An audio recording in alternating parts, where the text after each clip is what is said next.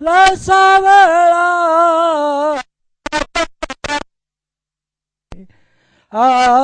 काय करावी साधने काय करावी साधने फळ आव घेची तेने फळ आव घेची तेने काय करावी साधने काय करावी साधने.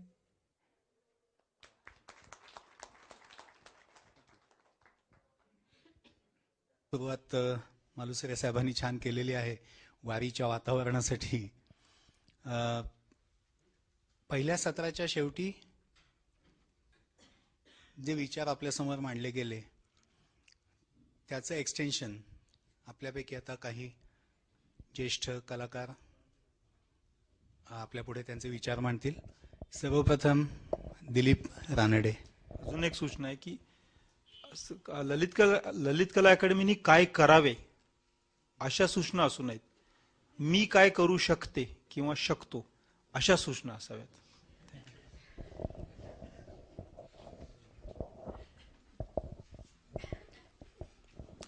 नमस्कार. आपण सकाळी एक महत्त्वाची फिल्म पाहिली जी फारच माझ्या दृष्टीने स्फूर्तिदायक होती. त्याच्यानंतर श्री सदानंद मोरे यांचं भाषण आणि नंतर डॉक्टर गणेश देवी यांचं काही अंशी स्पष्टीकरण आणि भाषण हे दोन्ही उद्बोधक होतं. आता शेवटचं जे त्यांनी म्हटलं की मी काय करू शकेन, इथे म्हणजे बराचसा विचार करावा लागेल. कारण सुचवणं फार सोपं असतं, प्रत्यक्ष करणं फार कठीण असतं. आणि नेहमी जेव्हा आपण विचार करायला सुरू करतो तेव्हा काय असावं, काय नसावं, काय असू शकतं, अशा तऱ्हेने विचाराला सुरुवात होते. तेव्हा थोडंफार स्वातंत्र्य घेऊन मी असं म्हणेन की दृश्यकलेशी माझा जो काही संबंध आहे आणि ज्या प्रमाणात मला दृश्यकला समजते, दोन कारणांनी. एक म्हणजे काही अंशी स्वतः प्रॅक्टिस करत असल्यामुळे, आणि दुसरी गोष्ट म्हणजे संग्रहालयामध्ये ती अवशेष रूपाने येते तेव्हा काय होतं. तर एक गोष्ट प्रकर्षाने जाणवते की पाश्चात्य कल्पनेचा, पाश्चात्य एक मूल्यांचा निश्चितपणे आपल्या विचारावर, आचारांवर प्रभाव आहे. तो म्हणजे अगदी हातात मोबाईल घेतला किंवा माईक घेतला, कॉम्प्युटर चालू केला की लगेच लक्षात येतं. तेव्हा बरेच वेळा दृश्यकलेमध्ये जी जबाबदारी असते की एकीकडे जागतिक, वैश्विक आणि दुसरीकडे स्थानिक, ह्या गोष्टींचे परस्पर संबंध प्रस्थापित करणं हे महत्त्वाचं आहे. म्हणजे आजचा विषय जास्ती हा स्थानिक, हा वैश्विक पातळीवर कसा नेता येईल, त्यांच्यासमोर कसा मांडता येईल, अशा प्रकारचा आहे. आणि त्याच्यामुळे ह्या दोन गोष्टींचा विचार करणं अत्यंत आवश्यक आहे. जसं एकीकडे आपण म्हणू की पाश्चात्य संस्कृतीचा नको तितका प्रभाव आपल्या संस्कृतीवर पडला आहे, पण त्याबरोबर ही गोष्ट लक्षात घेतली पाहिजे की काही मूलभूत गोष्टींमध्ये त्यांचं जे संशोधन आहे ते नाकारणं अशक्य आहे. म्हणजे असं म्हणता येईल की मानव वंशशास्त्र त्या ह्याच्यामध्ये आणि त्या विषयात जो काही कलेचा भाग आहे, कलेची भूमिका आहे, आणि त्यामुळे ती काही वेळेला अपरिहार्य वाटते. अशासारखा जो भाग आहे तो टाळून चालणार नाही. सकाळी जी फिल्म बघितली त्या ह्याच्यामध्ये म्हणजे विचार करायला लावणाऱ्या अशा बऱ्याच गोष्टी होत्या. पहिली गोष्ट म्हणजे की मला वाटतं की जर्मन फिल्ममेकरनी एवढी मोठी वारीसारख्या विषयावर डॉक्युमेंटरी फिल्म बनवली.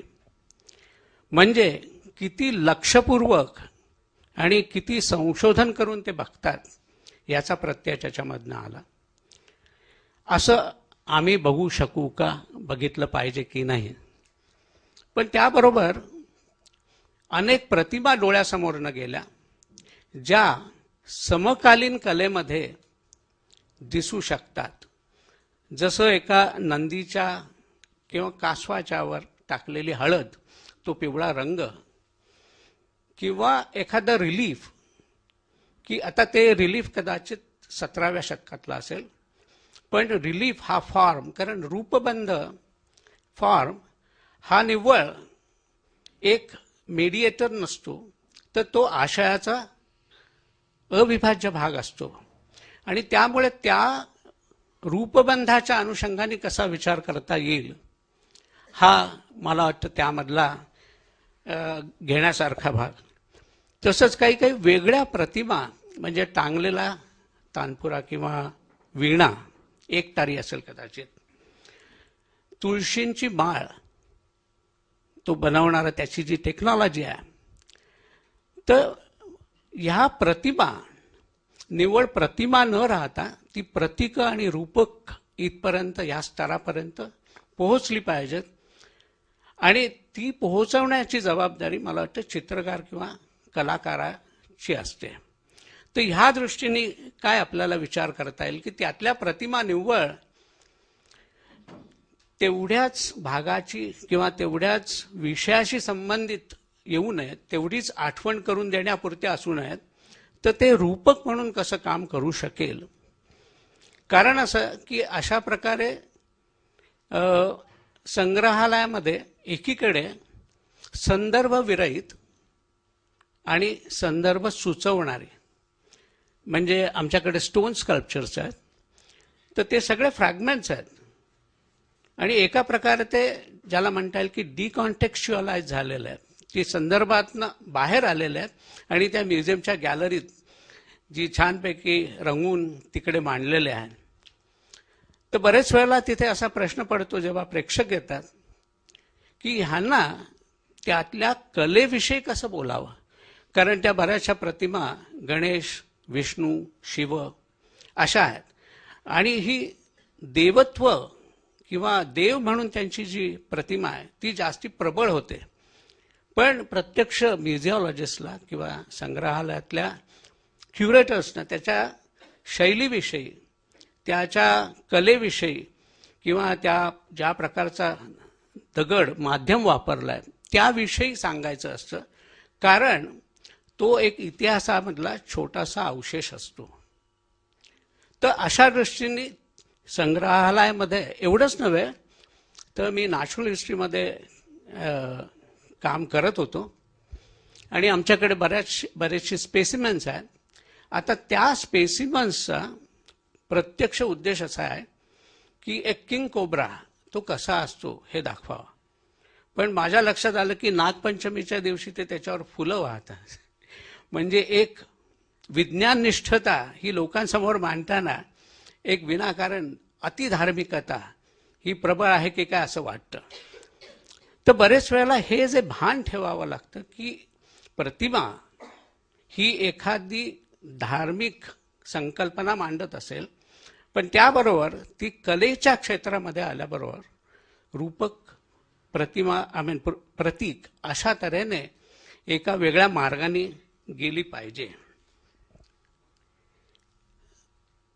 मला वाटतं की मी या सुदर्शन गॅलरीमध्ये याच्या आधी 2दा-3दा आलोय आणि बोललोय.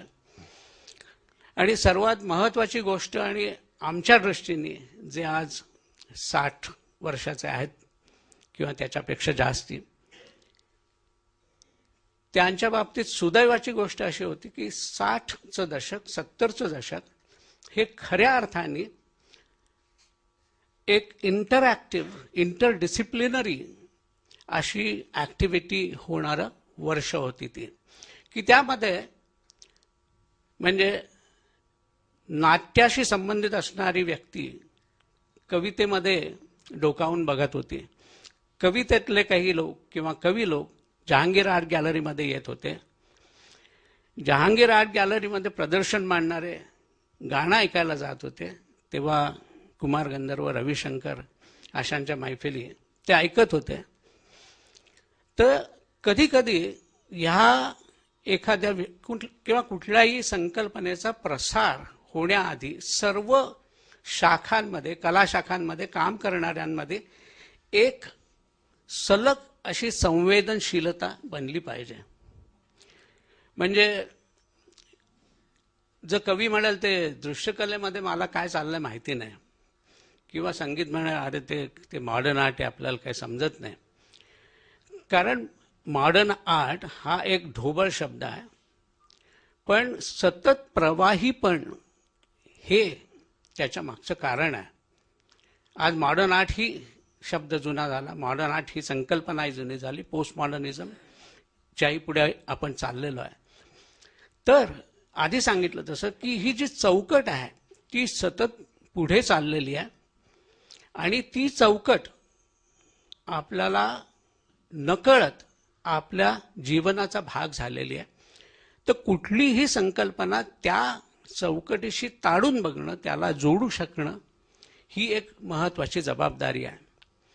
म्हणजे काही वेळेला आपण असं म्हणतो की डॉक्युमेंटेशन, पण म्युझियममध्ये असल्यामुळे डॉक्युमेंटेशन हे किती महत्त्वाचं आहे हे समजू शकतं.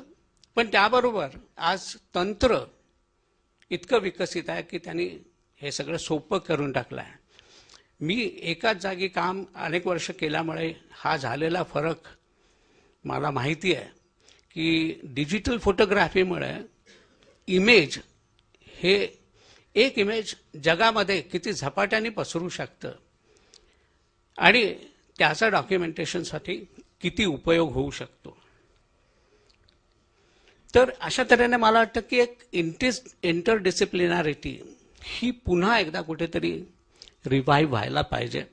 आणि त्या दृष्टीने आजचा हा म्हणजे प्रसंग किंवा त्यात आज जे काही आपण ज्या निमित्ताने जमलो आहोत, हाही मला वाटतं त्याचाच भाग आहे. कुठेतरी त्याची सूचना त्यातनं मिळालेली आहे.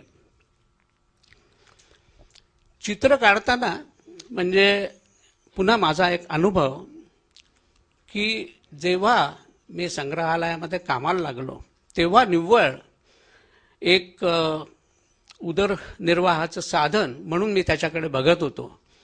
पण जसजसं त्याच्यामध्ये अनेक वर्ष काम केलं तेव्हा लक्षात आलं की हाच माझ्या पुढच्या दृश्यकलेचा अविभाज्य भाग होऊ शकतो आणि ते माझ्या चित्रांमधनं प्रकट होऊ लागलं. तर एक भाग असा असतो की ज्याच्यामध्ये आपण आतून सहभागी होतो. म्हणजे जसं की वारकरी ज्या तऱ्हेने वारीकडे बघतात आणि चित्रकार किंवा कोणीही सिनेमॅटोग्राफर ज्या तऱ्हेने पूर्ण त्या घटनेकडे, पूर्ण त्या संकल्पनेकडे बघतो, तर हे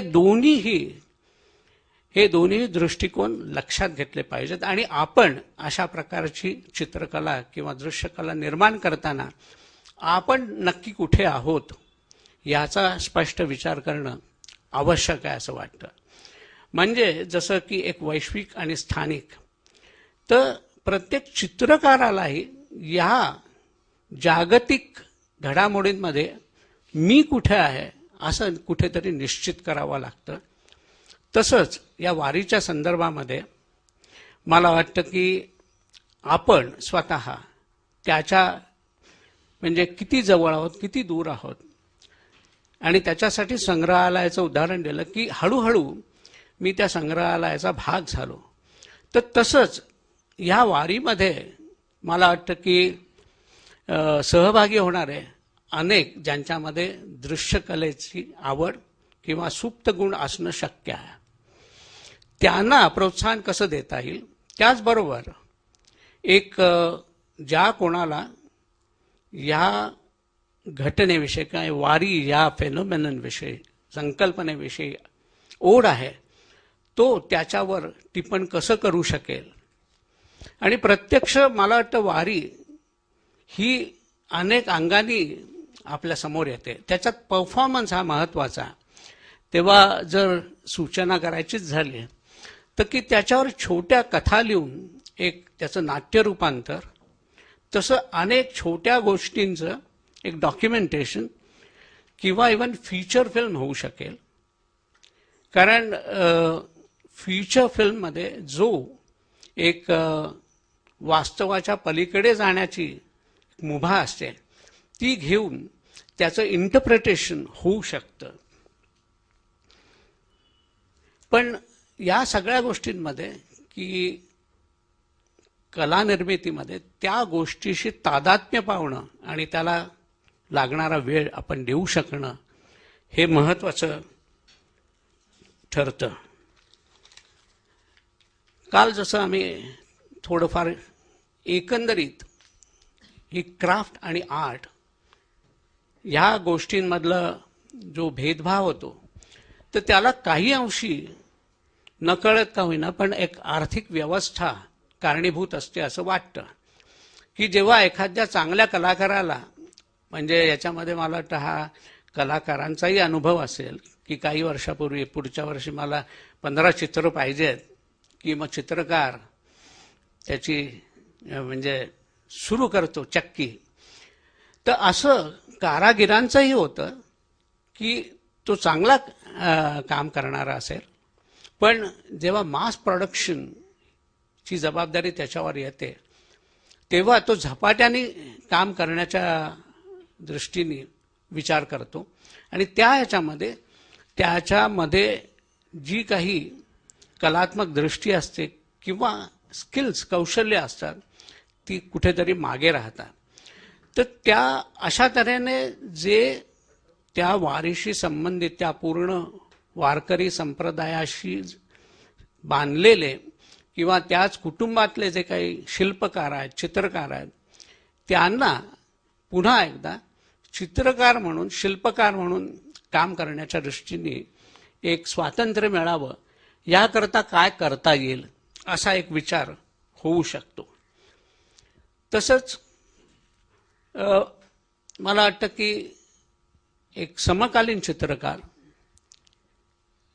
एक वास्तवता जरी अशी असेल की एखाद्या संकल्पनेशी तादात्म्य पावणं याला पुष्कळ वेळ द्यावा लागतो, तरी सुद्धा त्या प्रतिमांच्या अनुषंगाने आणि त्याच्याशी संबंधित असलेल्या संकल्पनांच्या आधारे काय करता येईल याचा मला वाटतं समकालीन चित्रकार, शिल्पकार विचार करू शकतात. कारण काहीच दिवसापूर्वी मी पटवर्धनांशी बोलत होतो तर त्यांना मी 2 एक्झिबिशनविषयी उल्लेख केला. एक म्हणजे गेल्या वर्षी रिमेंबरिंग भूपेन खक्कर असं एक एक्झिबिशन झालं होतं आणि त्याच्यात जवळजवळ 20-25 चित्रकार होते. आणि सध्या NGMला सचिन तेंडुलकरवर एक प्रदर्शन चालू आहे आणि त्याच्यातही 15-20 चित्रकार आहे. तर कुठली गोष्ट अजून मी कुठल्याही निर्णयापर्यंत पोहोचलेलो नाही, पण कुठली गोष्ट कलेच्या कक्षेत कशा तऱ्हेने येऊ शकेल हे समजण्यासाठी खरोखर त्याचा फार सखोल विचार आणि काही अंशी विचार केल्यानंतर काहीतरी घडण्यासाठी, काहीतरी दिसण्यासाठी वेळ द्यावा लागतो. कारण मला स्वतःला भूपेन खक्कर यांच्या प्रदर्शनासाठी चित्र करताना हा प्रश्न पडला की माझा आणि भूपेन खक्कर यांचा संबंध कसा, कुठे, कशातून आहे. तर निश्चितपणे त्यांच्या कलेतले काही गुण जे मला रुचले किंवा कलेतल्या काही संकल्पना ज्या मला माहिती आहेत त्या अनुषंगाने मी त्या प्रदर्शनासाठी काम करू शकलो. तर ह्या गोष्टीला वेळ द्यावा लागतो. तर समकालीन चित्रकार आता या निमित्ताने त्याच्याकडे लक्ष वळवतील.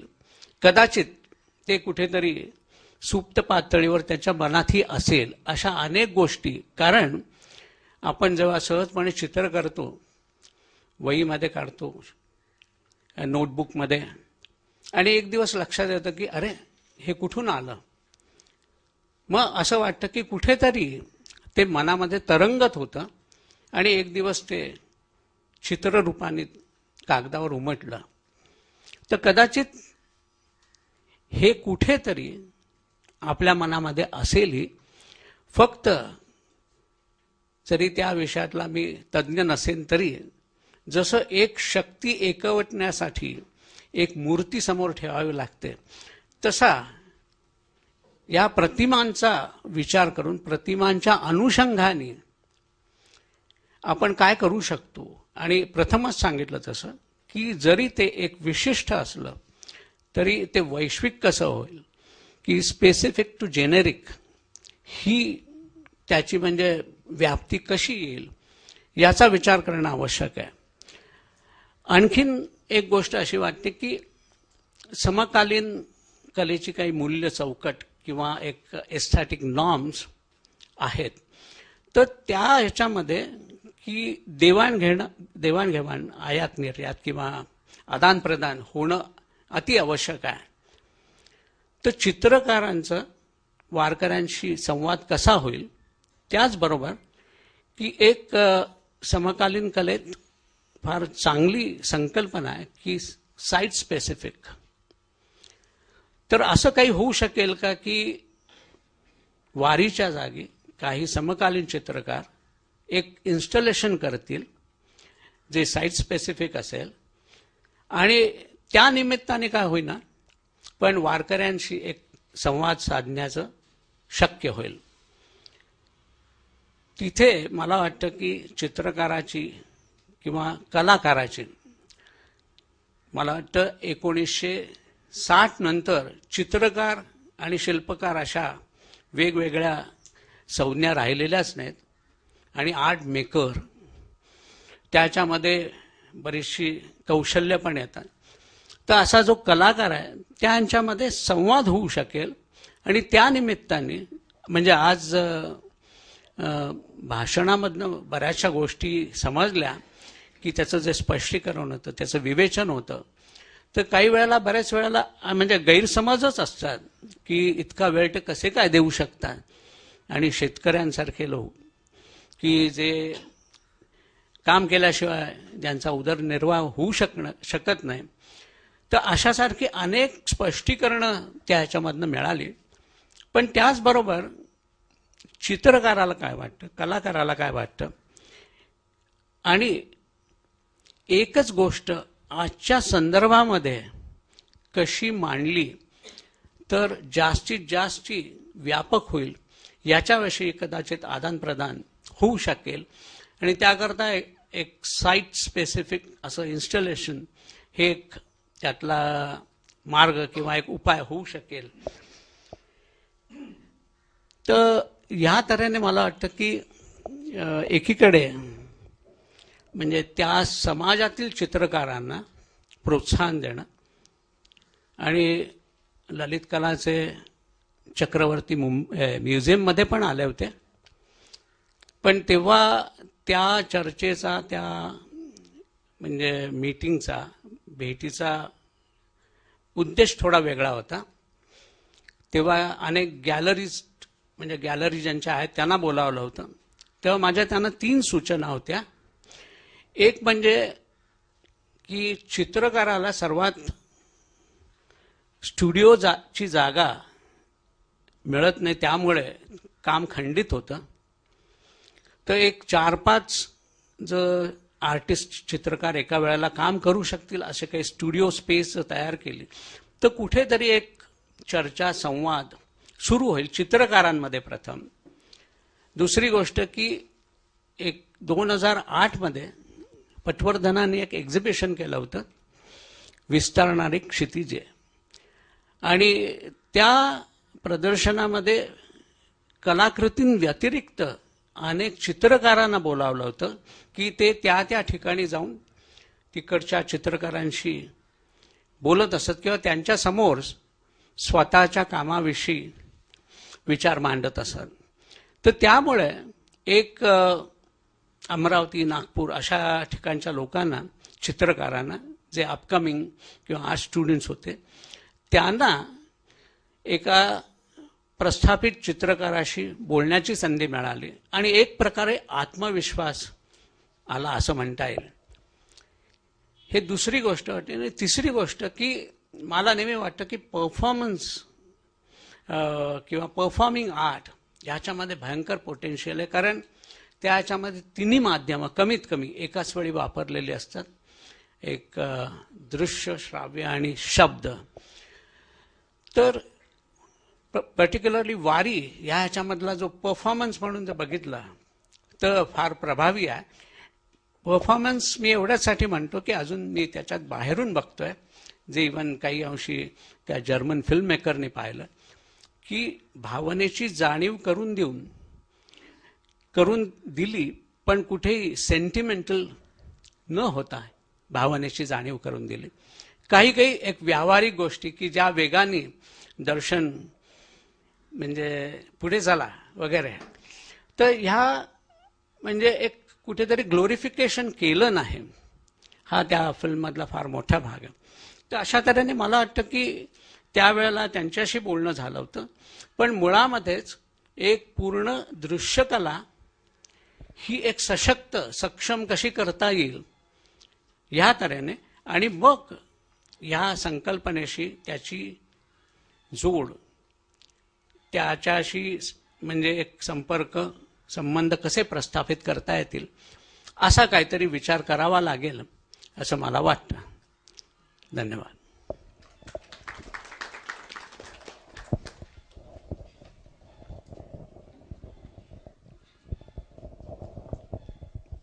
यानंतर भास्कर हंडे आपले विषय मांडतील. 15 ते 20 मिनिटं.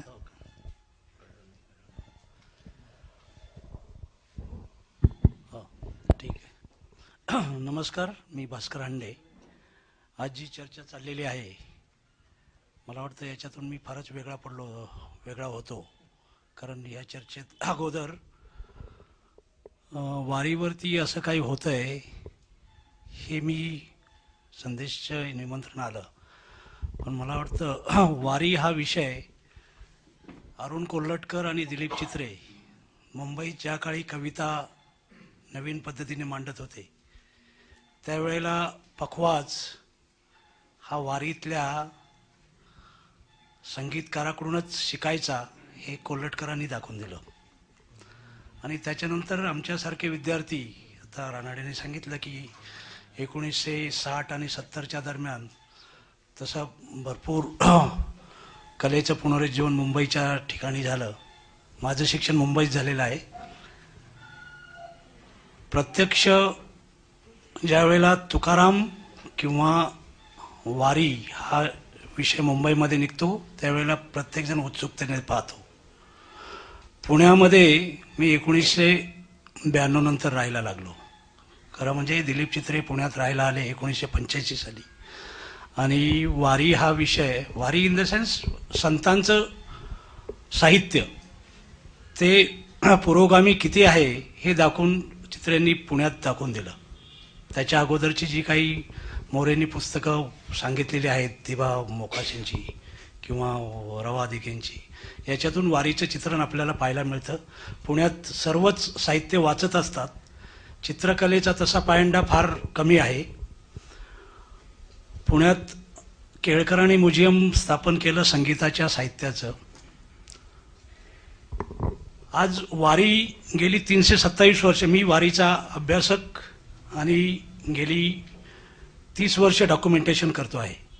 त्या डॉक्युमेंटेशनमध्ये सर्व काही आलं. अगदी माझे उपक्रम मी 2008ला वारीत पायी चालू केले आणि 2012ला मी ते क्रमशः संपवले. अगदी वारीच्या संदर्भात बोलायचं तर वारीमध्ये काय काय आहे याची लेक्चर्स मी वारीच्या रस्त्यावर जेवढी महाविद्यालये स्थापन झालेली आहेत त्याच्यामध्ये दिलेलं आहे. वारीच्या मध्ये सहभागी होण्यासाठी तिथले विद्यार्थी, शिक्षक त्यात सामील झाले. त्याचं डॉक्युमेंटेशन वैश्विक आर्ट एन्व्हायरमेंटमध्ये मी करून ठेवलेलं आहे. लोकांसमोर येणं आणि हे होणं हा ते एक वेळेचा भाग असतो. दिलीप चित्रे असताना आम्ही स्वतंत्र प्रयत्न केले. इव्हन ललित कलेला आम्ही हे होते कोण नाही अशोक वाजपेयी यांना आम्ही प्रत्यक्ष भेटलो, प्रत्यक्ष निवेदनं दिली. याच्यावरती वारीकडे पाहण्याचा एक दृष्टिकोन महाराष्ट्रात मला एक दिसू लागला की भारत सरकार स्थापन झालं, सर्व धर्म समभावाची स्थापना झाली. त्याच्यानंतर धर्माकडे वारी हा धर्म म्हणून पाहिला जातो आणि हीच सगळ्यात चुकीची गोष्ट जी आहे ती सुधारावून सांगणे प्रथम सर्व विचारवंतांचं काम आहे. इव्हन सकाळ मी पुण्यात गेली साधारण 25 वर्ष ॲक्टिव्हिटीज करतो. वारी हा विषय घेतल्यानंतर वर्तमानपत्रांच्या पत्रकारांचं पहिलं म्हणणं येतं ते धर्मावर आधारित आहे. याच्यासाठी वाद सुद्धा झाले.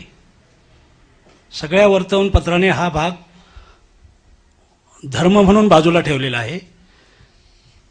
जे सदानंद मोरेंनी सांगितलं की हा कुटाळांचा कारभार आहे किंवा धर्मवेड्यांचा कारभार आहे, जो विभाग पाडला गेला परमार्थ आणि कॉन्टेम्पररी जे काही ॲक्टिव्हिटीज आहे इंग्रजांच्या साहित्याचा परिणाम किंवा तो दिलीप चित्रे यांनी व्यवस्थित मांडलेला आहे.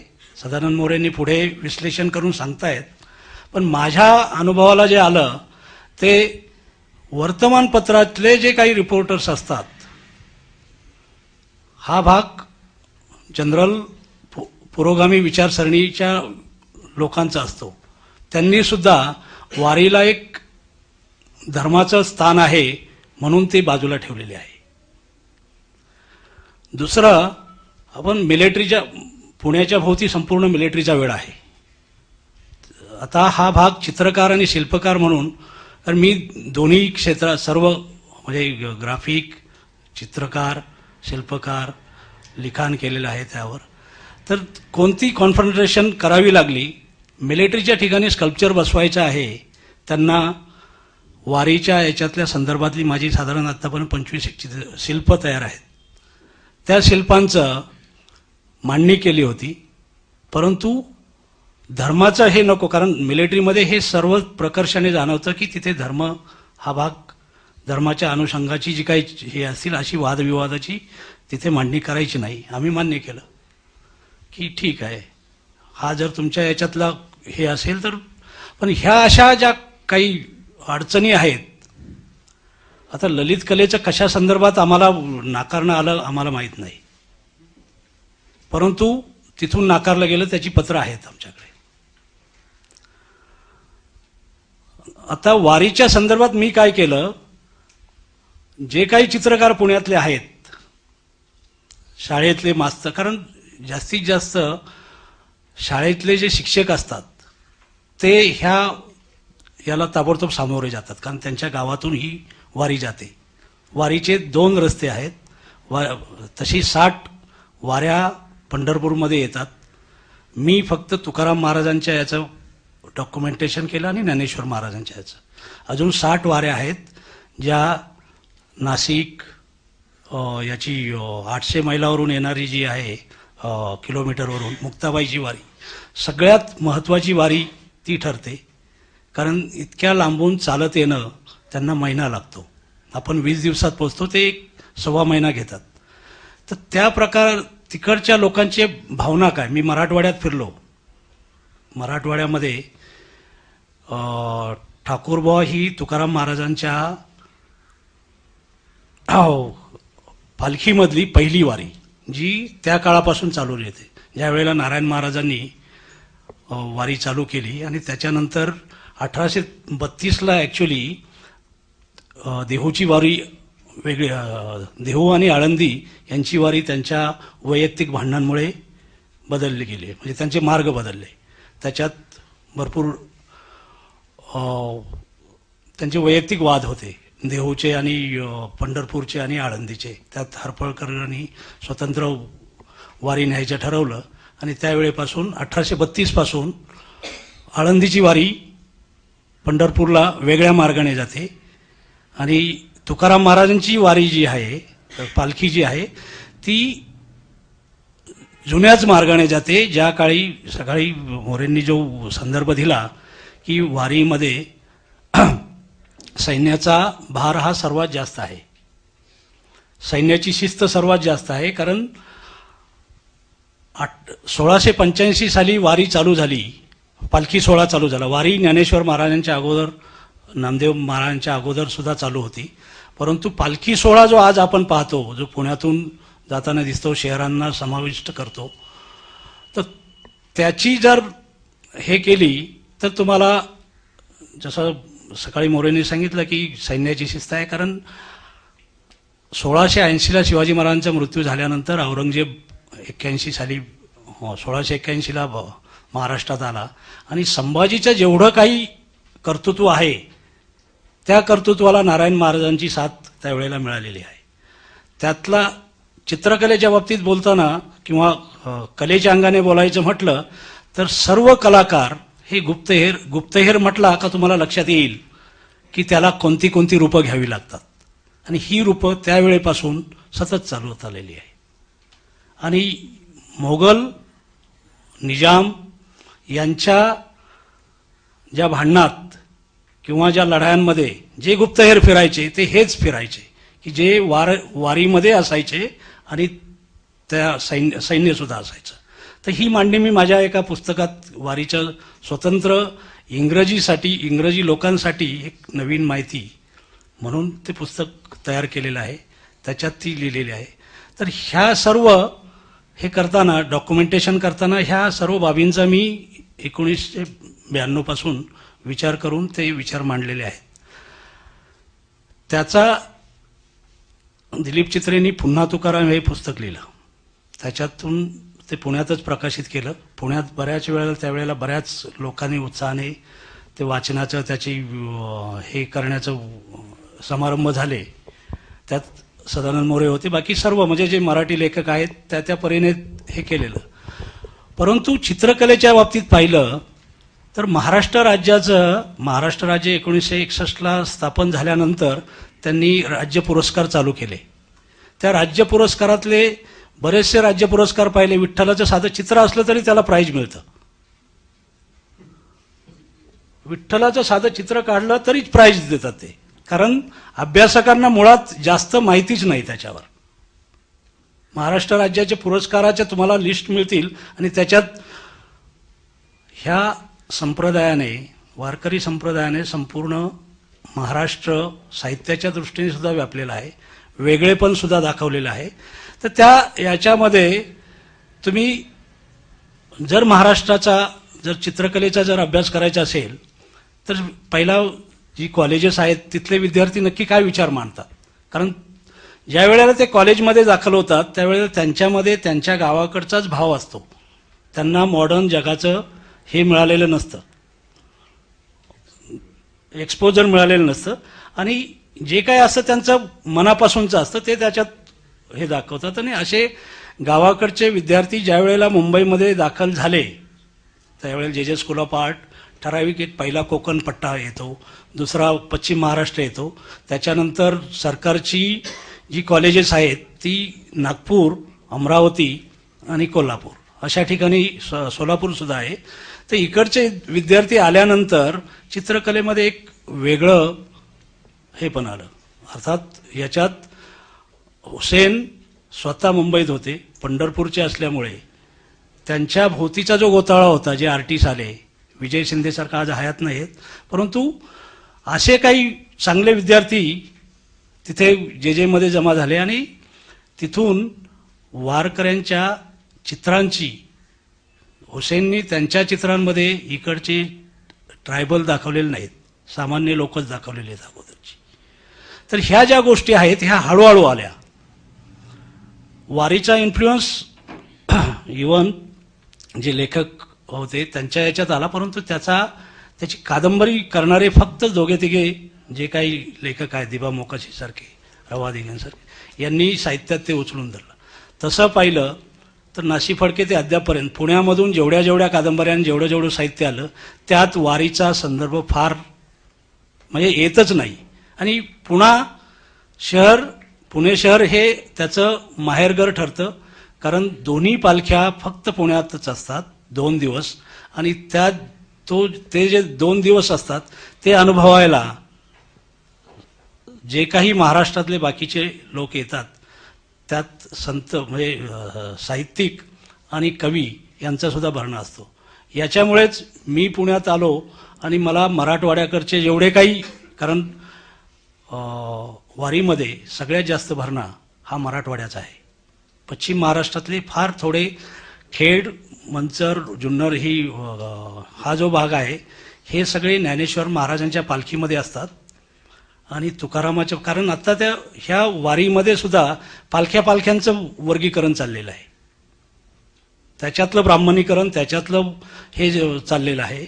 आणि त्याच्यात ज्ञानेश्वर महाराजांची पालखी आणि तुकाराम महाराजांची पालखी याच्यात सुद्धा मग भेदभाव दिसतात ज्या वेळेला ते ऑर्गनाईज होतं. आणि माझं भाग्य असं की 400 वर्ष झाली त्याच वेळेला मी वारी केली म्हणजे तुकाराम महाराजांना. आणि 400 वर्षानंतर म्हणजे 1832 नंतर पहिल्यांदा देहूची पालखी आळंदीच्या देवळात पहिल्यांदा गेली. तिथले जे संयोजक आहेत ते आणि यांचं आल्यानंतर म्हणजे परतीची पालखी 15 दिवसाची असते, जाण्याची पालखी 20 दिवसाची असते. याच्यात नक्की काय घडतं हे स्वतः गेल्याशिवाय कधी कुणाला समजणार नाही. आणि त्याच्यात पायी चालणं, त्यांच्या बरोबर राहणं, तो आनंद काय आहे. आता याच्यात मी दोन्ही हे केलेले आहेत की साहित्य, काव्य आणि चित्रकला याच्यावरती आमचे वाद सुद्धा होतात, मोरे वगैरे आहेत आम्ही. कारण नक्की वारीमध्ये जास्त काय आहे, साहित्य आहे, तुम्ही म्हणता तसं परफॉर्मन्स आहे, की सगळ्या समावेशक समाजाचा एक कलेचा अंग आहे. आणि ते जास्तीत जास्त कलेचं अंग कुठे आहे त्याची चित्रणं, फोटोग्राफी आली, त्याच्यातली रेखाटनं आली. रेखाटनं याच्यासाठी मी एक वर्ष पूर्ण रेखाटनावर घालवलं की जेवढे काही विद्यार्थी असतील, ज्यांना इच्छा असेल, त्यांनी वारी सुरू झाल्यापासून निदान ह्या हडपसर ते सासवड अशा ह्या एवढ्या पट्ट्यातच पुण्याच्या जेवढे काही कलाकार आहेत त्यांनी भाग घ्यावा. मला वाटतं त्यातले काही इथे हजरही असतील आर्टिस्ट, तर ते केलेलं आहे. 2 वर्षात असं जाणवलं की त्याची आता त्या वह्यांची उंची वाढायला लागली. परत त्याचं डॉक्युमेंटेशन करून ठेवायचं कुठं हा जो पुढचा भाग आहे. म्हणून पुढच्या 2 वर्षानंतर मी जेवढे फोटोग्राफर आहेत हो, तर ह्या ज्या डॉक्युमेंटेशनच्या ह्या गोष्टी आहेत तर ह्या मी वैश्विक आर्ट एन्व्हायरमेंटमध्ये करून ठेवलेल्या आहेत, सर्वांना पाहण्यासाठी उपलब्ध आहेत. आणि त्याच्यानंतर सूचना जसे आपण पुढे आलात की हे सांगून याचं प्रदर्शन पुण्यात व्हायला हवं की दिल्लीत व्हायला हवं, तर हे आता तुमच्या हाती आहे.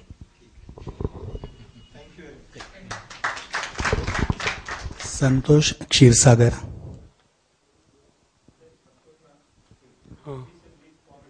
हो, जस्ट नाही, मला कलाकार म्हणून बोलवले असा समज करून मला खूप आनंद झाला.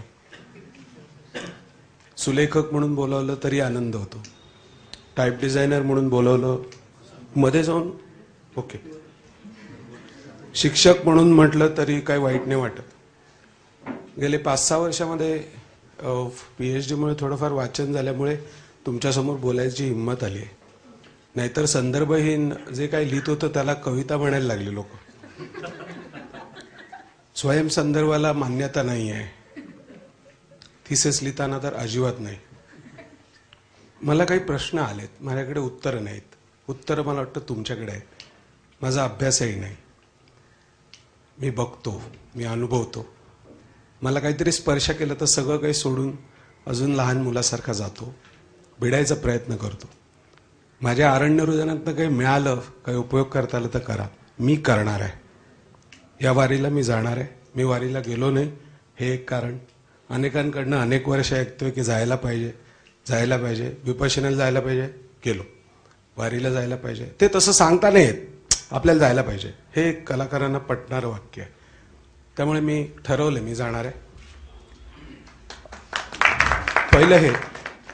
दुसरं म्हणजे मग अर्थातच मी काय करणार आहे, प्रहसन लांबवलं तर तुम्हाला त्याच्यातनं काही मिळेल असं वाटत नाही.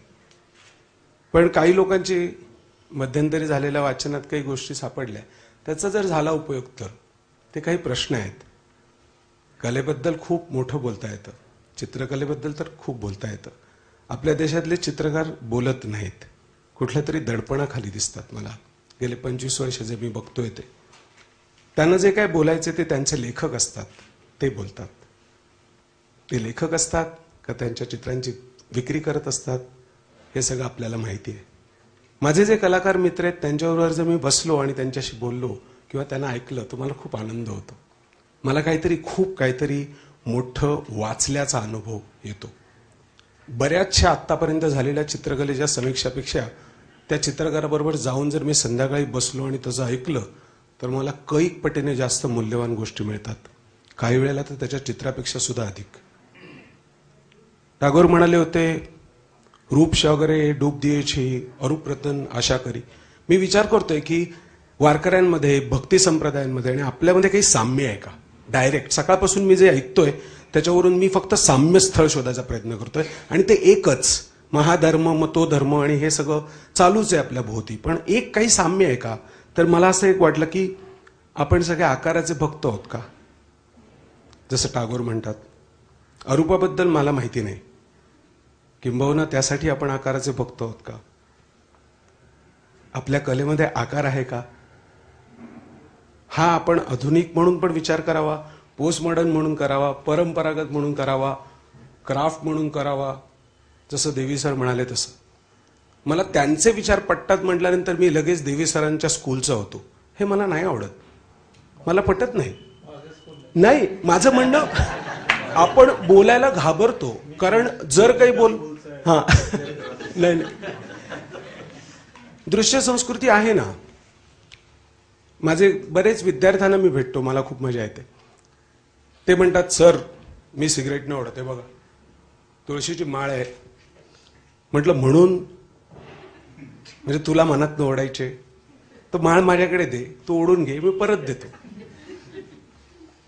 का टिळे इकडे कानाला, इथे वरती पांढरे काळे. मला वारकरी संप्रदायाबद्दल फार माहित नाही, ते एक बरं आहे. पण मला थोडंफार काळं पांढरं वापरलेलं आपल्या देवात किंवा आपल्या लोकात, देवात तरी पुन्हा म्हटलं की पुन्हा वर्गवारी येईल, एक बरं आहे. पण 33 कोटी देव असल्यामुळे किती करणार वर्गवारी. मला अक्षरांचं आणि 33 कोटी देवांचं साधर्म्य वाटतं. माझा विषय त्याच्या जवळ येतो.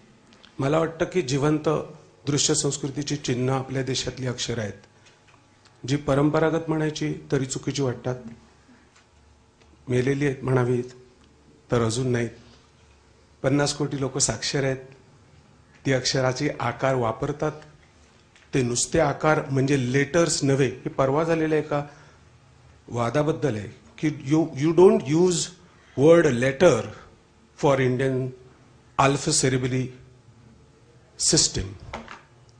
आपली अक्षरमाला आहे, आपलं लेटर असा ठोकळा नाही आहे. ह्याच्यातनं बऱ्याच काही गोष्टी उलगडायला येतात. एकेका अक्षराच्या असंख्य आपल्या अक्षर संकल्पना आणि संपूर्ण लिपी रचनेचा जर आपण आढावा घेतला तर सर्व लिप्यांची रचना सारखीच आहे, पण आकारामध्ये प्रचंड वैविध्य आहे. ह्याचं मला आश्चर्य वाटतं की जर क का कि की क क ते ज्ञपर्यंत सगळं जर सारखं आहे तर या देशाला वेगवेगळे आकार का लागले, का घ्यावेसे वाटले. जर देवनागरीमध्ये बंगाली लिहिता येतं, काही उफराटे विचारवंत असे येऊन गेले की एवढ्या सगळ्या लिप्या त्या काढून टाका आणि सरळ रोमन घ्या वापरायला. त्याने किती छान पॉलिश करून ठेवले, मशीन फिट पण केले, सोपं जातंय मुद्रणाला अनेक गोष्टींना. तर ह्या सगळ्या आकाराच्या खाली बरंच काही काही जळतंय, बरंच काही काही कळतंय आणि बरंच काहीतरी खतखततंय आपल्या देशाचं, असं मला वाटलं माझ्या विषयांच्या मर्यादेत. त्यामुळे मी नक्की ठरवलंय की इकडे जाणार आणि काय करणार. माझ्या डोळ्यासमोर काही गोष्टी आहेत. एकटा जाऊन काय करायचं वारीला. 25 मुलांना विचारेन, त्यांना विचारेन काय अक्षराचे टिळे बनवणार तुम्ही, काय अक्षरांचे झेंडे करणार तुम्ही. माझ्या देशामध्ये आज समोर सगळ्यांना माहिती असलेल्या 10 लिप्या आहेत. काही प्रॉब्लेम आहे का सगळ्या लिप्या घातल्या त्याच्यात? तर त्यांचे आकार आहेत, त्यांची सौंदर्य आहेत, ती नाकारता नाही आहेत सहजासहजी. आपल्याला नाही, फिरंग्यांना नाही, आता तर पटेल कोणीही नाकारत नाही. दुर्दैवाने या देशामध्ये सगळे जे काही टाईप आहेत ते अजूनही परदेशातून येतात. अशी भरपूर व्यावहारिक, भरपूर संकल्पनात्मक आणि भरपूर वैचारात्मक दडपणाखाली आणि गुलामगिरीखाली आपण आहोत असं वाटायला लागलं. हे काय आणि माझं स्वतःच्या भूमीतनं निघालेलं नाही. आर.के. जोशी जर आपल्या आयुष्यात आले नसते तर कदाचित मला हे कळलं नसतं. माझ्या प्रदर्शनातली पहिल्याच सगळी चित्र विकली गेली होती आणि नंतर मी प्रदर्शन फक्त एकच केलं. त्यामुळे मला बरं वाटलं. कारण प्रदर्शन म्हटल्यानंतर पदरचे खर्च घाला, लोकसंग्रह वाढवा, ते विकण्याच्या मागे लागा, ही सगळी धडपड करते. चित्रांना व्यवहारापासून मुक्त ठेवायला पाहिजे. जर ती माझ्या आविष्करणाची माध्यम असतील तर, असं मला खूप वाटलं. आणि हे सगळं सुद्धा माझ्या बेंबीतनं नाही आलं. आपल्याला हवी ती लोक मिळत जातात. आयुष्य वारीसारखं आहे असं वाटतं. इकडे काय लंडनला मिळतात, परदेशात सुदैवाने 10 देश फिरायला मिळाले. अजूनही इच्छा असली तर जातो कुठल्या तरी देशाच्या वारीला. तिकडचा मुलगा सांगतो तू काय करतो, पेंटिंग. मग अमेरिकन मुलाकडनं शिकलेला सभाधीटपणा घेऊन मी त्याला विचारतो पण जेवणाचं काय, तो म्हणतो प्लास्टरिंग करतो बिल्डिंगला. म्हटलं प्लास्टरिंगला तुमच्या देशात खूप पैसे मिळतात त्याचा अर्थ. तो म्हणाला हो. म्हटलं दुसरं काय करतो, शिकवतो कॉलेजात. 2 वेगळ्या वेगळ्या दिशांची कामं करतो स्वतःचं पेंटिंग पोसायला. मला त्याचं चित्र त्यामुळे आवडायला लागलं. बाकी चित्रात काय असो बघा, काय जमलं तर मला असं वाटतं आपण सगळ्यांनी आत्ता जसे एकत्र आल्यामुळे गंमत येते तशी गंमत वारीत येईल का. तिकडे त्या दिंड्या आहेत, आपण आपली दिंडी नेऊन कोणीतरी कुठल्या तरी पादुका घेऊन जातो. आपल्याला पादुका हव्यात का, आपल्याकडे अक्षराच्या असंख्य पादुका आहेत जे आपण घेऊन जाऊ, जी कोणाचीच चिन्ह नाहीत आणि कोणाची नाहीत असंही म्हणणं कठीण आहे. त्यामुळे आम्ही एक 25 जणांची दिंडी करणार आहोत आणि त्याला आपण दृश्यकलेची दिंडी म्हणणार आहोत. त्याच्यामध्ये सामील व्हायचं तर जरूर आहे.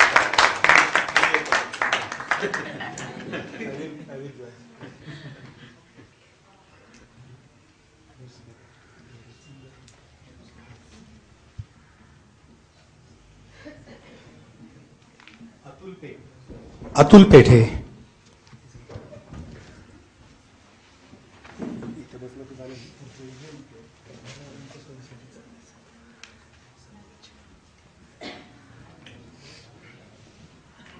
या माझ्या मित्राच्या विंदा करंदीकरांची कविता म्हटल्यासारखं तो बोलत होता. मी नाटकवाले असल्यामुळे लेखकांनी दिलेली वाक्य बोलणे एवढंच आमच्या हाती असतं. मला काही इतकं काही फारसं भयंकर ग्रेट वगैरे बोलायचं नाही की जे तुम्हाला माहीत नाही आहे. एक 2-3 मुद्दे मांडायचे होते आणि ते सुद्धा आमचे मित्र संदेश भंडारेंनी घोड्यावर बसवलं मला, म्हणून मुद्दे आहेतच परंतु त्याचं श्रेय आहे. सर्वप्रथम संदेश, गणेश देवी सर आणि मोरे सरांचं महत्त्वाचं अगदी योगदान आहे आणि धन्यवाद त्यांना. नाटकवाला म्हणून लगेच आता वारीवर नाटक करून दाखवता का, म्हणजे जसं विनोदी लेखकाच्या घरी गेल्यानंतर तुमच्याकडे सारखे विनोद घडत असणार तसं एक टेन्शन येतं की आता काहीतरी नाटक करून दाखवा. तर असं मला आता काही सुचत नाहीये की आता मी वारीला काय प्रतिसाद देईन, कारण वारीला प्रतिसाद मी आज देत नाहीये, माझ्या संस्कृतीतच आहे तो, माझ्या आयुष्यातच आहे तो. आता याची 2-3 उदाहरणं आणि त्याच्यातली जी कॉम्प्लेक्सिटी आहे, त्यातली जी गहनता आहे थोडीशी आणि व्यामिश्रता आहे, त्याचे मात्र मला थोडं आदान प्रदान करायला आवडेल. कारण आता मी या वारीकडे एक्झॉटिक म्हणून बघायचं नाहीये मला, आणि मी कधी बघणारही नाहीये, आणि मी वारीला जाईन की नाही मला आत्ता सांगता येत नाही. की त्या वारीच्या बरोबर मी रिइंटरप्रिटेशन जेव्हा आपण करायला लागतो आणि आपल्याला जेव्हा त्याचे काही सामाजिक आणि राजकीय संदर्भ समजायला लागतात किंवा प्रश्न करायला लागतात, तेव्हा मी त्याच्याशी सामोरं कसा जाईन हा खरा महत्वाचा प्रश्न मला असं वाटतं अनेक वर्ष लोकांना आहे. देर से आये लेकिन दुरुस्त आहे असं म्हणायला हरकत नाही असं वाटेल, परंतु आता उजव्या विचारसरणीच्या लोकांनी वारी कब्जा केल्यानंतर आणि संस्कार भारतीच्या लोकांनी रांगोळ्या घालायला लागल्यानंतर डाव्यांना जाग आली आहे, बरं आहे. तर असं मी म्हणणार नाही, कारण डाव्यांचे प्रश्नही महत्वाचे होते वारीच्या संदर्भातले. आता यांच्या भाषणामध्ये जो महत्वाचा एक संदर्भ होता आणि तो मी मला लावून घेत नाही, कारण मी अंधश्रद्धा निर्मूलनचा जरी समर्थक असलो तरी त्यांचा अगदी काही भयंकर कट्टर कार्यकर्ता नाही. आणि आताही अंधश्रद्धा निर्मूलन समितीचे जे नवीन नवीन लोक आहेत, आणि दाभोलकरांचं मला एक आत्ता या क्षणी अशी आठवण होतीये की दाभोलकरांनी च्या बरोबर अशी एक गहन चर्चा झालेली होती आणि त्यांचा हा प्रश्न होता दाभोलकरांचा, आणि खरोखरच होता. तो असं म्हणायचं की वारीला लोक जातात आणि इतके स्वतःचे पैसे खर्च करून येतात, ते इतके दिवस राहतात, मजेत राहतात, गप्पा मारतात, तर असे आपले सगळे लोक का जमत नाहीत, म्हणजे असं काही ड्राईव्ह का नाही आपल्या लोकांना. आणि हा दाभोलकरांचा प्रश्न माझ्या कानात अजून आहे. आणि म्हणून सर आम्ही नव्या लोकांनी जे आता नव्यांनी त्याच्यात काम करतात त्यांनी आमच्या नाटकाचा जो फॉर्म आहे तो पथनाटक नाही, तो रिंगण नाटक आहे. आणि रिंगण हे नाव रिंगण नाट्य म्हणजे ते पथनाट्य नाही. हे मोरे सरांशी चर्चा माझी झाली होती आणि मी त्यांना म्हणत होतो की मला असा काहीतरी फॉर्म डोळ्यासमोर हवा आहे की जे रस्ता नाटक नाही, जे पथनाटक नाही, सडक नाटक नाही, जे नुक्कड नाटक नाही, तर आपण ह्याला काय नाव देऊ शकतो. कारण याच्यामध्ये खूप वेगवेगळ्या प्रकारची लोक एकत्र यावीत आणि समाजातल्या, आणि अंधश्रद्धा म्हणजे फक्त बुवा आणि महाराज हे जे एक सातत्याने सगळीकडे ठसलं गेलंय आणि त्याचा विपर्यास आणि गैरसमज, खुद्द दाभोलकरांच्या विषयक सुद्धा इतका गैरसमज आहे आणि अंधश्रद्धा निर्मूलन समितीच्या विषयक सुद्धा, की ते काहीतरी फक्त वारीचे विरुद्ध आहेत. कारण वारीचे विरुद्ध ते बोललेले नव्हते, वारीतल्या एकंदर काही सामाजिक आणि राजकीय घटनांविषयी ते बोलत होते. आणि त्यांनी उभे केलेले प्रश्न हे टाळता येत नाहीत, ते अत्यंत महत्वाचे आणि अतिशय व्यामिश्र प्रश्न होते. परंतु संत सुधारकांच्या परंपरेला जोडून घेऊन ते अंधश्रद्धा निर्मूलनाचे विषय समोर मांडत होते. आता जर माझ्यासमोर 2 उदाहरणं आहेत. मी 2002 साली आनंद ओरी नावाचं नाटक केलं दिबा मोकाशींचं, आणि ते अर्थातच संतश्रेष्ठ तुकाराम महाराजांच्या कानोबा नावाच्या भावाविषयी. कॉम्प्लेक्सिटी कुठे तयार होते ह्याचं मला एक उदाहरण म्हणून सांगता येईल. त्या नाटकाची बरीच वेगवेगळ्या प्रकारची व्हर्जन्स मी करत होतो आणि त्याच्यामध्ये एका ह्याच्यामध्ये आनंदोरीमध्ये असं वाटत होतं की आपण वारकऱ्यांना घ्यावं आणि काही अभंग वापरावेत. म्हणून मी बऱ्याच लोकांना त्याची वाचनं करून दाखवायचो. त्यातल्या एका वारकऱ्यांच्याकडे त्यांची स्वतःची दिंडी होती, तर तिथे गेलो आणि त्यांना अख्खी त्या कादंबरीचं सुरू केलं. त्यांनी पहिलं वाक्य उच्चारलं. त्या कादंबरीतलं पहिलं वाक्य असं आहे की तुका हरवला तो दिवस सोमवार होता. ते म्हणले थांबा, तुका हरवलेला वगैरे नाहीये. म्हटलं नाही, तसं नाही म्हणायचं यांना, जरा ऐकून घ्या. तुका हरवला, आता ह्याच्यावरच आमची चर्चा सुरू झाली. ते म्हणले हेच तुमचं पटत नाही, तुका कुठे हरवलाय, हे तुमचं सगळं जे काही मॉडर्न चाललंय ना ते आम्हाला मान्य नाही. आणि पुढे त्यांनी जवळजवळ एक पानभर कशीबशी मी आपला सांगायचा प्रयत्न करतो की तुका हरवला म्हणजे असं नाहीये, तुम्ही ऐकून तर घ्या वगैरे. तर आता मला मुद्दाकडे ह्या लक्ष द्यायचं आहे की मला ते माणसं पाहिजे होते की मला त्यांच्याबरोबर काम करायचं होतं, कारण मला त्यांच्या चाली आवडत होत्या, त्यांचे आवाज आवडत होते, त्यांचं नाचणं आवडत होतं. पण हा जो मॉडर्न विचार आहे, आधुनिक जो मोकाशी मांडतायत, तो मी कशा अर्थाने घेत होतो की तुका हरवला याचा अर्थ आपल्या देशातली बाबरी मशीद पडल्यानंतरची जी सहिष्णुता हरवली आहे, ती सहिष्णुता तुकारामाच्या प्रतीक रूपाने दिबा मोकाशी मांडू पाहतात. आता दिबा मोकाशींना हे अर्थनिर्णय नव्हतं. आता मी ती कादंबरी सुद्धा रिइंटरप्रिट बऱ्याच केली, कारण ती तेंडुलकरांनी आधी एडिट केली होती. तेंडुलकरांच्या बरोबर आमच्या चर्चा झाल्या होत्या, कारण त्या मोकाशींच्या कादंबरीच्या वेळेस वासी बेंद्रे हे इतिहासकार होते, त्यांच्या संदर्भ त्याला होते. पुढे मात्र मी जेव्हा 2002 साली जेव्हा करायला घेतलं तेव्हा दिलीप चित्रे, नेमाडे आणि विविध म्हणजे मोरे मुख्य म्हणजे आणि आह साळुंके यांचं रिइंटरप्रिटेशन तुकाराम आणि एकंदर संत परंपरेच्या विषयी जे होतं ते त्याच्यात मला दिसायला लागलं आणि ते असं हळूहळू त्याचं परिशीलन करायला लागलो. आता प्रश्न असा झाला की मला त्यांच्याबरोबर काम करायचंय आणि काही नाळ जोडून घ्यायचे, तर त्यांना हे कळेना. आता जेव्हा मी आनंदोरी केली तेव्हा आमच्याकडचे जेव्हा लोक म्हणले की अरे तू वेटिंग फॉर गोदो केलं होतंस, आता आनंदोरी कसं करतोस. म्हटलं ही जी सारखं एक झापड लावायची, कारण बरोबर आहे त्यांचाही तो मुद्दा बरोबर होता. म्हणजे हे इकडचे मूर्ख आणि तिकडचे मूर्ख आहे असं नाही मी म्हणते. तर वेटिंग फॉर गोदो हे बरोबर आहे, कारण एखाद्याला प्रश्न पडेल की अरे बाबा ते द्वैती आहे आणि हे अद्वैती परंपरा आहे, तर तू ही फिलॉसॉफी अभ्यास कशी करतोस किंवा समजवून कशी घेतोस. प्रश्न असा होतो की हा जो डायलेमा तयार होत राहतात वेगवेगळ्या प्रकारचे, आणि मग आपण एका अत्यंत काळ्या पांढऱ्या रंगात काम करायला लागतो. आणि पुढे आनंदोरीच्या संदर्भामध्ये अनेक असे अनुभव यायला लागले की वेगवेगळ्या ठिकाणी जात असताना ती वेगवेगळ्या लोकांना ती समजतच नाही. पुढे जर गेलो तर आमच्याकडे नाटकामध्ये पृथ्वी थिएटरला जर तुम्ही गेलात तर त्यांना सफाई कर्मचारी आणि गरिबी खरंच आहे की नाही याची विषयी काही माहिती नसते. म्हणजे फिलॉसॉफी आणि कंटेंटच माहीत नसतो. आणि ज्यांच्याकडे कंटेंट आहे म्हणजे सफाई कर्मचारी असतील त्यांना सौंदर्य सृष्टी नसते किंवा दृष्टी नसते किंवा त्यांना ते ॲस्थेटिक्स कळतच नाही. आता याच्या दोन्हीच्या मध्ये मी उभा राहू इच्छितो. जसं मला सौंदर्य सृष्टी पाहिजे आणि एका बाजूने राजकीय, म्हणून आम्ही एक शब्द रिंगण नाटकाच्या वेळेस अंधश्रद्धा निर्मूलनाच्या वेळेस घेतला की माय प्ले शुड बी किंवा our play should be politically correct and aesthetically perfect. राजकीय दृष्ट्या योग्य आणि सौंदर्य शास्त्रीय दृष्ट्या सुयोग्य असा असला पाहिजे. आता ज्या तिठ्यावर आपण उभे असतो जिथे काही विचार करू पाहतो, मी माझ्या पहिल्या मुद्द्याशी जातो की जिथे राजकीय आणि सामाजिक त्याचे काही अर्थ आणि अर्थनिर्णय न करायचा मी प्रयत्न करतो, तेव्हा वारीमध्ये फक्त मी इतरांसारखा जाऊ शकत नाही. कारण माझ्या सेन्सिटिव्हिटीज आणि सेन्सिबिलिटीज आपल्या सगळ्या या इतक्या शहरी आणि वेगवेगळ्या ह्याच्यातनं तयार झालेल्या असतात. हे मी समजावून कसं घ्यायचंय हा माझ्या समोरचा एक महत्वाचा प्रश्न त्याच्यात तयार झाला. मी माझ्या तर्फे तो आनंदोरीमध्ये सोडवला. आणि रिंगण नाट्य जे आहे तेव्हा आमच्यात अशी भरपूर चर्चा झाली की आपण रिंगण नाट्य घेऊन वारीमध्ये, मी ऍक्च्युली चर्चा झाली होती की आमचे जवळजवळ आता 16 ते 17 18 ग्रुप्स आहेत.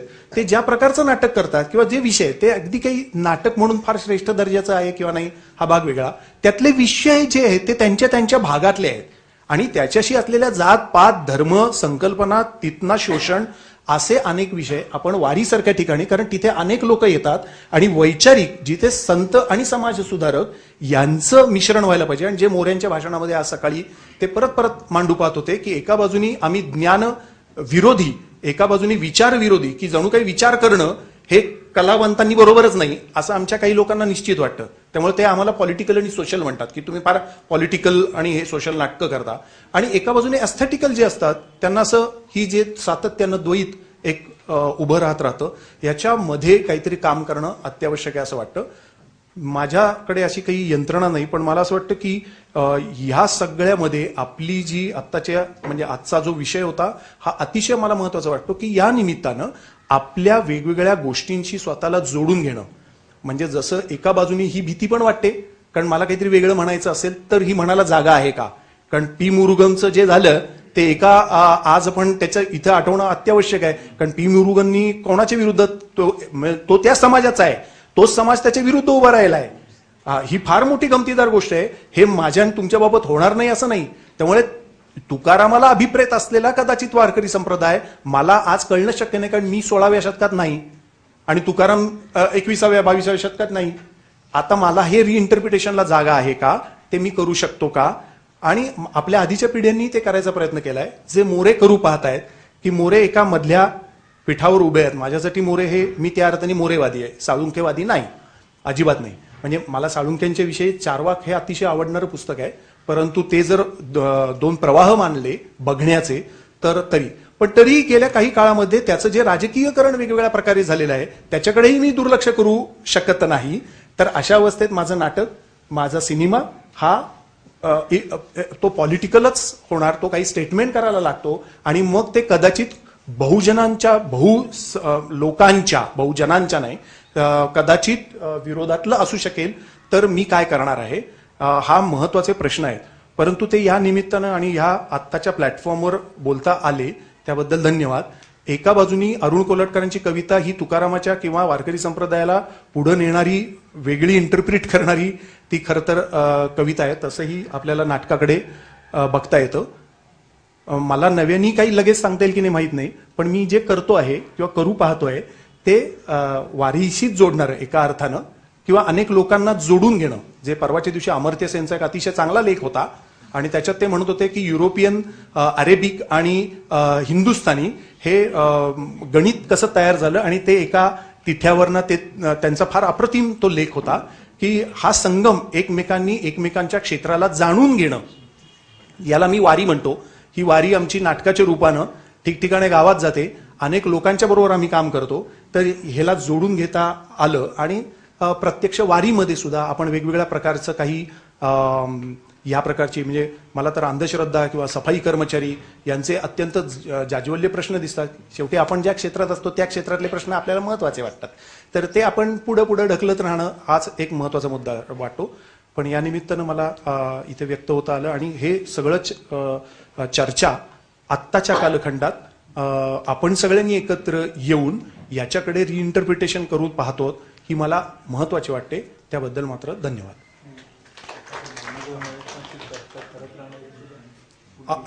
अत्यंत महत्वाची आहे आणि त्याच्यामध्ये अनेक लोकही आले तर ती एका अर्थाने वारीच होते. आमच्या इथे आसक्त नावाचा जो गट आहे अतिशय चांगला नवीन तरुण मुलांचा आहे, त्यांनीही एक संकल्पना इथे राबवली की ते दर महिन्यात एकदा आम्ही जमतो, तिथे वेगवेगळी वाचन होतात, त्याचंही नाव रिंगणच आहे. म्हणजे प्रत्यक्ष वा अप्रत्यक्ष मी टोपी घालो किंवा न घालो आणि टिळा घालो न घालो हा झाला दृश्य भाग त्याचा, पण अदृश्य रूपात त्याच्याशी काहीतरी आपलं नातं असतं आणि डावी विचारसरणी त्या संबंधाच्यात. म्हणजे तुकाराम मला फक्त त्याच्यासाठी नाही आवडत, मला तुकाराम हा तो त्याची जी खतं बुडवली त्यांनी शेअर्स आणि डिबेंचर्स पाण्यात बुडवले, तर हा मला त्याचा डाव्या विचारसरणीचा भाग वाटतो नाही का. कारण मी ज्याचं शोषण करणार आहे तो शोषक मी होऊ शकत नाही. तर हे इंटरप्रिटेशन करायलाच पाहिजे आणि आपण ते धाडसानी करायला पाहिजे असं मला वाटतं. आणि तुम्ही म्हणता तसं भेटायचं ही कल्पना चांगली आणि त्याची आता गरज आता वाटायला लागली कारण ते इथपर्यंत आले.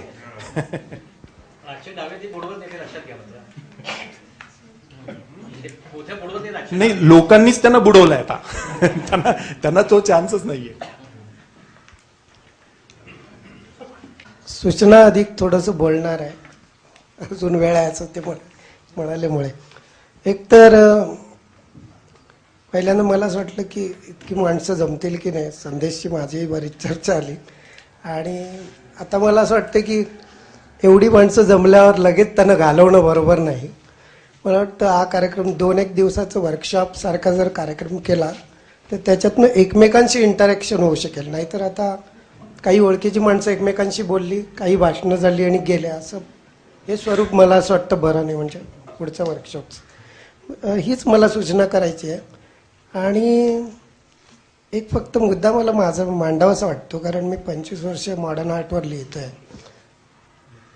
2-1 वर्ष मी भाव स्कूलवर वाचत होतो, कारण गजानन भागवतांशी माझा परिचय होता, ज्यांनी जेजेचा अभ्यासक्रम सुरू केला. तेव्हा ते म्हणाले की आम्ही पूर्ण आधी बाओसचा अभ्यास केला आणि बाओसमधल्या सगळ्या ज्या ह्या होत्या एक्झरसाइजेस होते, म्हणजे रंगाचे फेका, कवितेला धनुष्यरून चित्र काढा, पेपर मॉडेल्स तयार करा, कटिंग करा, हे ते अशा पद्धतीचे सर्व प्रकारच्या याच्यातून जे स्कूल ऑफ आर्टची निर्मिती झाली. आणि बाओस तिकडे बंद पडलं कारण नाझींनी ते बंद केलं. पण त्याचा एक फायदा असा आला की बाओसचे शिक्षक जगभर गेले आणि बाओसमध्ये डिझाईनपासून कलेकडे जाता येतं, अप्लाइड आर्टपासून कलेकडे जाता येतं, हा त्यांचा मूलभूत सिद्धांत होता. आता झालंय काय, म्हणजे जे अप्लाइड आर्टला आर्टिस्ट्री हा विषयच नसतो, म्हणजे त्यांना डेव्हिड हॉकनी पण माहीत नसतो. अप्लाइड आर्ट आणि फाईन आर्ट अशा 2 भाग पडलेले आहेत. आता आपण जो विचार करतोय तो वारीसारखी गोष्ट आणि तिचा व्हिज्युअल आर्ट किंवा सिनेमा किंवा बाकी ठिकाणी काही अनुभव देता येईल का. आणि सोनतायमरच्या फिल्मने दाखवून दिलेलं आहे की असा अनुभव देता येतो. म्हणजे आपण अनेकांनी वारी पाहतो, इथे राहतो, पण सोनतायमरच्या फिल्मबाबत एक नेहमी महत्त्वाची गोष्ट लक्षात घेतली पाहिजे की ती परकीय माणसाने बनवलेली असं नाही. त्याला जे बघता येतं किंवा त्याला ज्या गोष्टी भिडतात त्या आपल्याला भिडत नाहीत. एक साधं उदाहरण द्यायचं तर कुठल्याही भाषेतले आपले मृत्यूलेख वाचा, जवळच्या माणसाने लिहिलेले असतात 25-30 आणि अनेकदा ते फालतू लेख असतात, कारण त्या माणसाच्या सहवासात राहून आपल्याला ते कळत नाही की याचा वेगळेपणा काय आहे. ते सगळं ऑब्व्हियस होऊन जातं. आणि पण तरी मला वाटतं अजूनही सोनतायमर इतकाच आपल्यातल्या काही जणांचा वारीशी संबंध आहे, किंवा सोनतायमरचा जास्त असेल.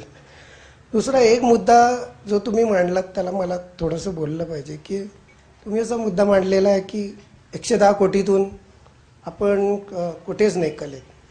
पण तसं पाहिलं तर आपण कुठल्या क्षेत्रात आहोत, तर थोडंसं विज्ञान म्हणजे लेखनातही आपण कधी नोबेल बिबेल मिळवणं हे काही मानकं नाहीत, पण एखादा मोठा लेखक असा आपण दिलेला नाही. पण गणितासारखं क्षेत्र आहे ज्याच्यात रामानुजम आहे किंवा विज्ञान आहे किंवा अमर्त्य सेनसारखं, तर यात एक गोष्ट लक्षात येईल की ही माणसं गुणी होती आणि त्यांना वातावरण जेव्हा उपलब्ध झालं, ते केम्ब्रिजला गेले, अमेरिकेत गेले, हार्वर्डला, ते वातावरण उपलब्ध झाल्यानंतर त्यांच्या गुणांचा विकास झालेला आहे. अशी उपलब्धी भारतात फक्त चित्रकलेलाच होती. म्हणजे जेजेचा कॅम्पस पाहिला, बडोद्याचा कॅम्पस पाहिला तर बऱ्यापैकी मोकळं वातावरण, कशाचाही जाच नाही, म्हणजे कला फुलू देण्यासारखं वातावरण आपल्याकडे आहे. असं असताना वारीसारखी एक इतकी सांस्कृतिक महत्त्वाची गोष्ट ज्या अर्थी मुलांपर्यंत पोहोचत नाही, त्या अर्थी कुठेतरी याचा शिक्षणक्रमातही अभ्यास हे व्हायला हवा की नाही. म्हणजे जी माणसं शिक्षणक्रम बनवतात त्यांना जसं आता परिसर अभ्यासाची कल्पना आता मॉडर्न शाळातनं येते की तुम्ही आजूबाजूच्या वनस्पती विद्येबद्दल शिकवा, तसं आपल्या परंपरा महाराष्ट्राच्या देशाच्या की परंपरा म्हटल्यावर परत ती धार्मिक म्हणून त्याच्यावर काटच मारली पाहिजे. मला असं वाटतं शिक्षणाशी याचा डायरेक्ट संबंध जोडला जाईल, तेव्हा हळूहळू उत्क्रांती पद्धतीने त्याच्यावरची कलाकृती. नाहीतर गेले 25 वर्ष मी एक्झिबिशन बघतोय एका विषयाला घेऊन केलेली, ज्याची सुरुवात प्रितीश नंदी मला आठवतं 27-28 वर्षाली त्याने आधी असं एक्झिबिशन सुरू केली विकलीचा संपादक असताना क्युरेट करायला, की एक विषय द्यायचा क्रौर्य हिंसा हा विषय देऊन व्हेजिटेरियनिझम प्राण्यांची कत्तल थांबवा असं तेव्हापासून आतापर्यंत जी अशी एक्झिबिशन्स होतात त्यात मग माणसं काहीतरी आयदर तो विषय घेऊन त्यातल्या प्रतिमा घेऊन आपल्या फॉर्मॅटमध्ये त्या मांडतात किंवा ते जे काही करत असतात त्याच्याशी त्याचं जुळणारे चित्र देतात. आणि इथे हेही लक्षात ठेवलं पाहिजे की एखादा कलाकाराचा फॉर्म हळूहळू त्याच्या चित्रातनं विकसित होतात. तो असं होत नाही की फॉर्म एखाद्या चित्रकाराने अमुक गोष्टीसाठी बदलला. कदाचित सिनेमा नाटकात किंवा बाकीच्या परफॉर्मिंग आर्ट इन्स्टॉलेशनमध्ये ठीक आहे, कॅनव्हासवरच्या चित्राबाबत मी म्हणतोय. म्हणून मला असं वाटतं की याचा आणखी खोल जाऊन मुळात परंपरा, चित्रकलेची परंपरा आतापर्यंत कशी निर्माण झाली, काय प्रकारचे अभ्यासक्रम आहेत, बडोदा स्कूलचं चित्र आज विशिष्ट प्रकारचं हे का, असा एक जास्त पल्ल्याचा अनेकांना बोलायला लावणारा, काही लिहून आणायला लावणारा असं एखाद्या 2-3 दिवसाचं वर्कशॉप आपण करायला हवं.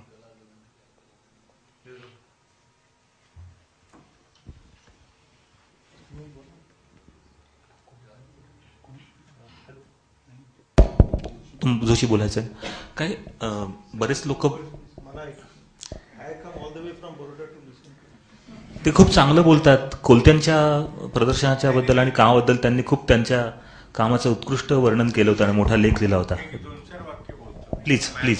जे विचार आले एक तर चित्रकला आणि या सगळ्या गोष्टी आहेत, आपण त्यात खूप एका वेगळ्याच ठिकाणी येऊन आपण थांबलेलो आहोत. बरं, ही निर्मितीची गोष्ट अशी ती कळपात बसून करण्यासारखी नाहीये. ते आपण स्वतंत्र करायला पाहिजे. परत भावना आणि भक्ती आणि श्रद्धा यांची नाही चित्र काढता येत कधी. तुमच्या मनात एक ग्रीड एक तयार झालेली असते. तरी आपली एक सांस्कृतिक परंपरा आहे म्हणून, विरासत आहे म्हणून, की ती सांभाळून ठेवून त्यातनं काहीतरी निर्माण होईल का, पुढच्या लोकांसाठी आपण काहीतरी ठेवू की त्यांना एक मटेरियल मिळेल की त्यातनं जर त्यांना काही वाटलं करावं असं तर त्यांना ते अवेलेबल असेल. अशा पद्धतीने जर काही विचार करता आला तर आपण तो करू शकतो. बाकी आत्ताची प्राप्त वास्तव जे आहे विचारांचं आणि दृश्यांचं आणि एकूण मीडियामध्ये, ते काही फार कंड्युसिव्ह नाही निर्मितीसाठी. तुम्ही जर एकटे तुमच्या कोशात बसून स्वतःशी जर बोललात काही, तर तुम्हाला कुठेतरी आतनं तुमचा स्वतःचा परमेश्वर असेल तो काहीतरी साथ देईल. बाकी बाहेर बघत बसलं तर तुम्हाला काही फार मिळेल असं काही नाही. बाहेर बघत बसला तर तुम्ही रिॲक्ट व्हाल आणि ती रिॲक्शन ही त्या क्षणापुरती तात्कालिक असेल. तर मुख्य म्हणजे प्रत्येकाने आता वारीचं आपण जर म्हणतोय तर महाराष्ट्रातली भक्ती आणि समजा हे सगळं जर वाङ्मय अभंगांचं वगैरे, तर त्याचं मर्म समजावून घेणं आणि हे फार महत्वाचं आहे. ते आपण समजावून घ्यायला पाहिजे. आपोआप त्यातनं काहीतरी सुचत जाईल आणि ते जितकं सुचेल तितकं आपण जितकं प्रामाणिकपणे एक्सप्रेस करू. पण त्याच्यामध्ये सुद्धा प्रकार आहेत. आता मी स्वतः माझं म्हणत, मी आधी कमर्शियल आर्ट शिकलो. तर त्यामुळे आम्हाला सर्व प्रकारचं करण्याचं हे इलस्ट्रेटिव्ह आहे ते इलस्ट्रेटिव्ह, फिगरेटिव्ह. पण जेव्हा मी ते सगळं बंद केलं तर मी असंच ठरवलं की जे फोटोग्राफिकली पॉसिबल आहे ते मी नाही पेंटिंगमध्ये आणणार. तर हे जी भक्ती, भावना, प्रेम हे सगळं आहे हे कुठेतरी अमूर्ततेशी त्याचा धागा आहे. त्यात मला अनेक प्रचंड पॉसिबिलिटीज दिसतात. तर त्यामुळे त्याला एक असं लेबल लावून ते काही जमेल का पुढे, म्हणजे या संदर्भात मी बोलतोय, तर असं लेबल लावून आपण नाही करू शकत. तर हा चॅलेंज आहे खरं म्हणजे. तर त्याच्यावरती मी विचार करतो.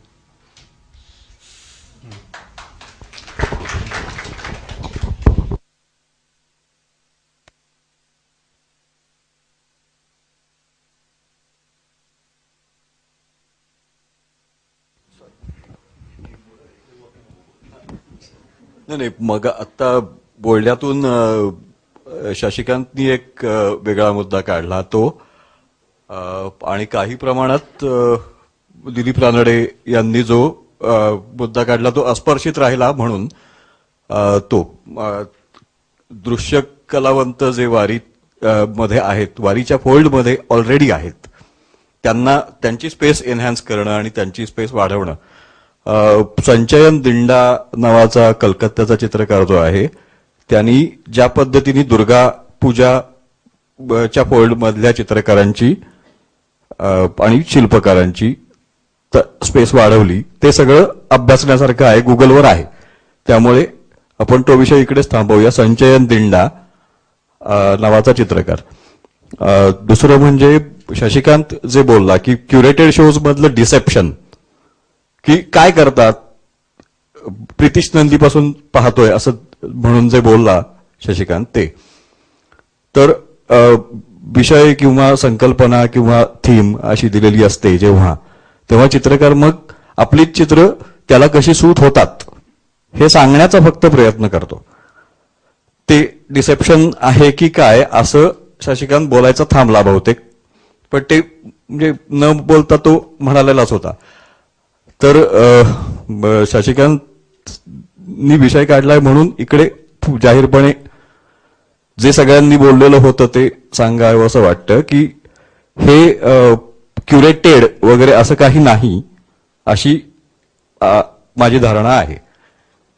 प्रत्येकाने जर स्वतःला कॅलिब्रेट करता आलं, वारीशी तादात्म्य पावता आलं, भावनेचं चित्र काढता येत नाही हे बरोबर आहे, त्यामुळे ते भावनेतून चित्र आपण काढणार आहोत हे समजून घेता आलं तर मग देवींना जे म्हणायचं होतं की आपण डॉक्युमेंटेशन करतो, आपण करत काही नाही, आपण कल्पकता काही दाखवत नाही, तो झगडा आपल्याला कदाचित सोडवता येईल. जरा वेगळ्या प्रकारे चर्चा आता ऐकल्यानंतर थोडंसं थोडक्यात सांगावं वाटतं की एकतर अनुभवातून सादरीकरण होत असतं किंवा सादरीकरणातून अनुभव देणं होत असतं. इथे जमलेली जी लोक आहेत त्यांना तुम्ही असं चित्र काढा बरं का असं सांगणं इथे उद्देश दिसत नाही आणि मला वाटतं ते सुज्ञ आहेत. दुसरी गोष्ट अशी की ॲज अगेन्स्ट दॅट डिझाईनमध्ये कॉन्फरन्सेस होतात. चित्रकलेत काय होतं, बिनाले त्रिनाले तिकडे चित्र लागतात, व्यवहार होतात, राजकारण होतं, पण कुठला चित्रकार चित्रकारांच्या अड्ड्यात बसत नाही. एक काळ मी बघितला जेव्हा चित्रकारांचे अड्डे अनौपचारिकरित्या होत होते. माझ्या 1.5 स्क्वेअर फुटाच्या जागेमध्ये चित्रकार, कवी, लेखक एक वैयक्तिक अनुभव एकत्र येत होते, काहीतरी बोलत होते. मला खूप शिकायला मिळत होतं. मला काय दरवेळेस माझं काही वाचून दाखवायचं असं नसायचं. असं कुठेही मी त्याला व्यासपीठ म्हणून पुन्हा औपचारिक बनवणार नाही, पण हा जर एक कुठला तरी एक पायंडा किंवा एक कुठला तरी पायंडा मग जाऊन तिकडे चित्र काढायची जबाबदारी आहे मला नाही वाटत. आल्यानंतर अमकं सबमिशन करायला पाहिजे असं मला नाही वाटत. तिथे जाऊन हॅपनिंगच करायला पाहिजे असं मला नाही वाटत. पण त्या निमित्ताने मला वाटतं इथे अनेक जण म्हणाले अरे वा तू पुण्यात आल्यामुळे आम्हाला भेट झाली. म्हटलं मी पुण्यात आलो तुला भेटायला, हे दुर्दैव आजच्या काळाचे. हे काय अड्डे फेसबुकवर होणार आहेत, काय हे काय अड्डे व्हॉट्सअपवर होणार आहेत? या काय चर्चा आवनगावन जे काय होत होतं ते कुठे? आणि ते होत नव्हतं का? त्याची गरजच नव्हती का? का त्याला काय पाश्चिमात्य संदर्भ हवेत का? मला नाही माहिती. मी जेव्हा डब्लिनमध्ये जातो तेव्हा तिकडच्या बारची नावं ऑक्सफर्ड वाईल्ड आणि त्यांच्या खुर्च्या, त्यांच्या पिण्याला म्हणजे पिणं म्हणजे दारू नव्हे, बियर व्हॉट एव्हर, त्यांच्या जागा तशा तिकडे पाट्या लावलेल्या आणि तिकडे जाऊन तिकडे लोक बसतात. जुन्या देवळात जातात तेव्हा आर्किओलॉजिकल सर्व्हे ऑफ इंडियाने तसं प्रिझर्व केलेली जी देवळं आहेत त्याच्यात मला गेल्यानंतर कुल्याला थंड वाटतं, खूप बरं वाटतं, शांत वाटतं. अशी कुठली जागा आहे का? असा कुठला कार्यक्रम आहे का तुमच्या चित्रकारांमध्ये, कलाकारांमध्ये, जिथं मी माझ्या मित्रांना भेटू शकेन? आजकाल ते फार कमी दिसतं. आणि ती काय आमची संस्कृती आहे का पाश्चिमात्यांची आहे मला माहित नाही. मला मूल्यवान वाटते. आणि म्हणून मला असं वाटतं इथून जर सुरू झालं काही तर हा कदाचित उद्देश असेल का? तर केल्यानंतर कळेल ना. मी असं काम करणारा माणूस आहे की जो करतो आणि नंतर बघतो, बघून नाही करत आहे. हॅलो, माझं नाव ललित पाटील आहे. ॲक्च्युली मला बोलायचा म्हणजे काही एक्सपिरियन्स नाही आहे. आणि मग आता संतोषनी एक वाक्य आता सांगितलं की आपल्या अनुभवातून पुढे जो एक्सपिरियन्स येतो, म्हणजे अनुभवातून त्या गोष्टी, म्हणजे मला सांगायचं आहे की मी वारी केली आहे यावर्षी आणि ती पायी केली आहे मी. तर मला मेल आला, म्हणजे सोनारनी फोन केला आणि संदेशनी फोन केला. त्यानंतर मला असं वाटलं की माझा स्वतःचा अनुभव असा आला की मी चित्र तर काढतो, पण मला असं वाटलं की इथे जाऊन माझा काही फायदा असेल का, पहिले फर्स्ट, की काही असेल का, काही वाटते का माझ्या चित्राशी संबंधित आहे. टू बी फ्रँकली काय तिथे जाऊन असं होणार. आणि मी चित्र तर म्हणजे माझा स्वतःचा मला शोधायचा आहे. ही बऱ्याच वर्षापासून मी 15 ते 20 वर्षापासून शोधतो. म्हणजे मी म्हणजे काय आहे. आता मी म्हणजे काय आहे तर म्हणजे मी माझं जी काही जर्नी आहे माझी चित्राची ती मी करत गेलो.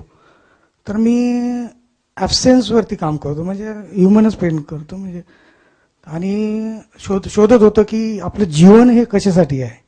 जीवन हे मग मला शेवटी असं कळलं की पीस, सॅटिस्फॅक्शन, हॅपीनेस, फुलफिलमेंट ह्या गोष्टी फार इम्पॉर्टंट आहे. तर मग मी त्यामुळे वारी केली. मी ह्या गोष्टीचा शोध घेण्यासाठीच असं मला वाटलं की मी चित्र काढता काढता मला ही वारी खूप जरुरी आहे. मग मी त्या गोष्टी शोधायला गेलो स्वतः.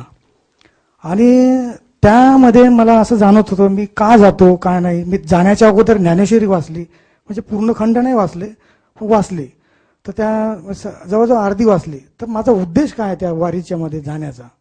तर मी शोधलं की आपल्याला ह्याच गोष्टीचा शोध आहे.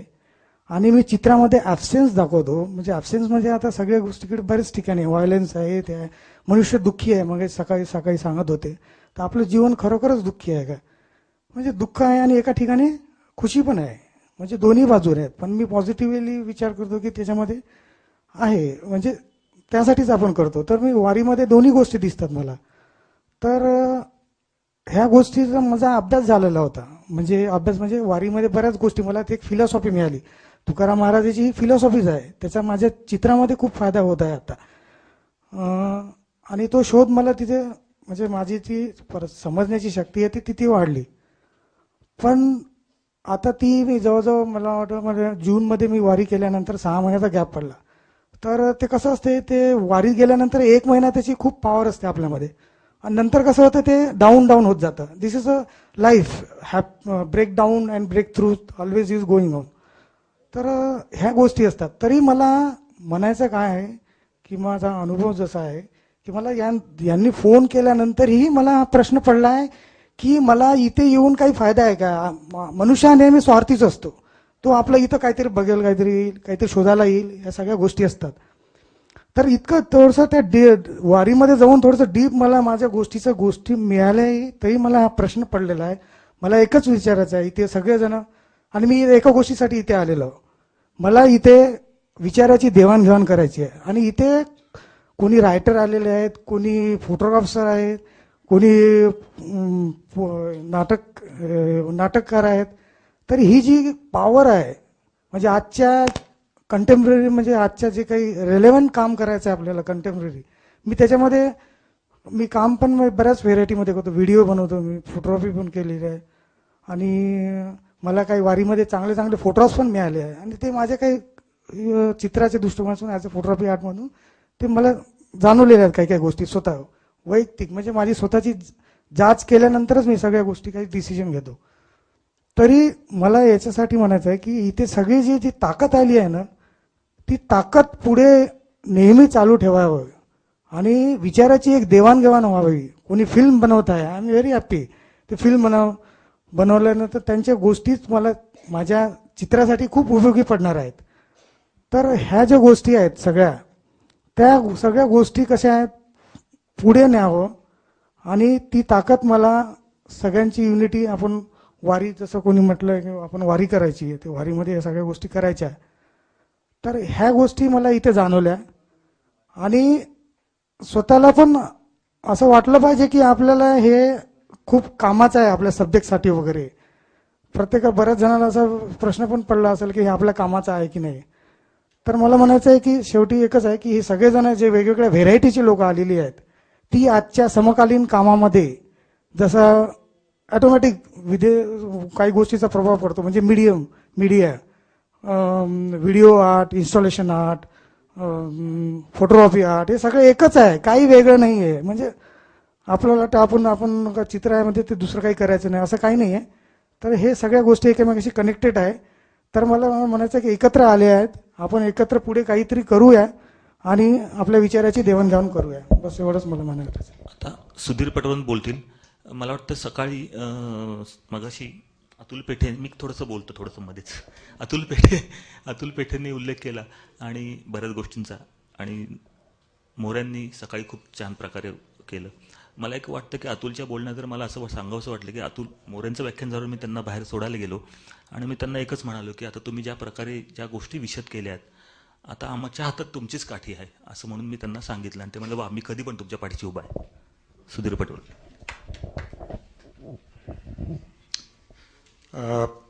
आत्तापर्यंत जी चर्चा झाली त्याच्यात बरेचसे असे बेसिक आणि मूलभूत मुद्दे आपल्यासमोर आलेत आणि त्याच्यात सगळ्या बाजूनी ते मुद्दे आपल्याला वेगवेगळ्या तऱ्हेने मुद्दे मांडले गेले.